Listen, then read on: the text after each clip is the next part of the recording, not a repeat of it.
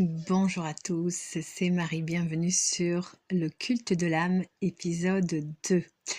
Alors moi j'avais envie en fait de revenir sur le premier épisode qui était un petit peu catastrophique parce que la technique a très mal fonctionné, elle a bouffé plein de mes phrases. En fait, voilà, j'ai eu envie de faire ce podcast en fait en réaction à une prof de yoga que j'avais suivie pendant pas mal de temps, Rachel Bratton. À une époque où voilà, je me cherchais beaucoup, j'étais en recherche de sérénité. Et le yoga comme ça, avec cet équilibre qu'il propose entre le corps et l'âme, me paraissait vraiment l'idéal.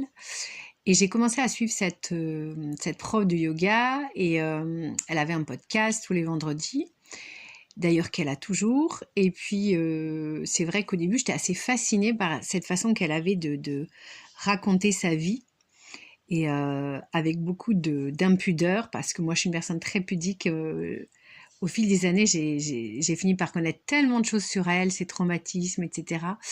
Et puis au bout d'un moment, je me suis rendu compte, je commençais à être de plus en plus mal à l'aise après l'écoute de ces podcasts, parce qu'en fait, cette personne, je me suis rendu compte elle ressassait un petit peu toujours les mêmes problèmes, en fait,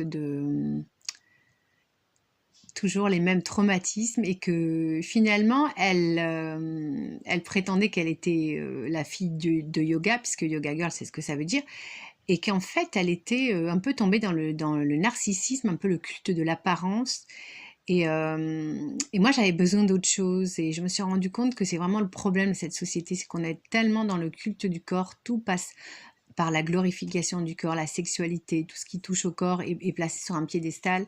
Et les hommes, maintenant, voilà, sont libres de faire ce qu'ils veulent de leur corps et ils ne sont pas du tout heureux.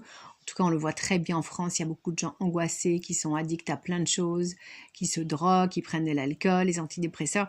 Donc, j'avais envie de faire un podcast pour ramener un petit peu vers ce qui est notre essence à tous, notre âme. Voilà, qu'on se retourne un petit peu vers notre âme, et qu'on laisse un petit peu le corps tranquille parce qu'on lui accorde trop d'importance. Donc, qu'est-ce que c'est que l'âme?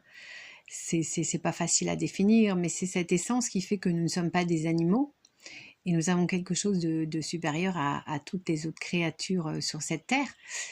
L'âme, c'est cette partie spirituelle, cette partie divine qui est en nous. Et c'était hier de Chardin qui disait que nous sommes des êtres spirituels prisonniers, enfermés dans une enveloppe corporelle. Voilà, je pense qu'il disait à peu près ça.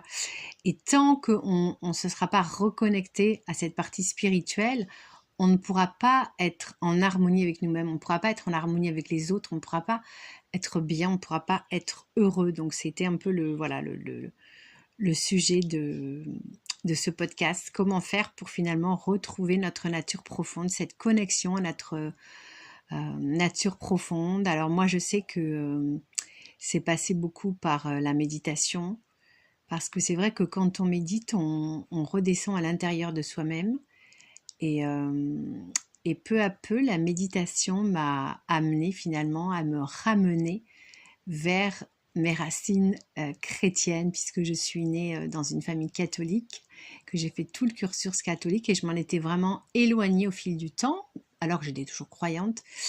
Et je n'avais pas pris conscience qu'au lieu d'aller chercher dans les philosophies orientales un bien-être, une sérénité que je n'ai pas trouvé en fait, c'était dans mes racines chrétiennes que j'allais trouver ça, parce que nous les chrétiens, nous croyons que Dieu nous a donné une âme.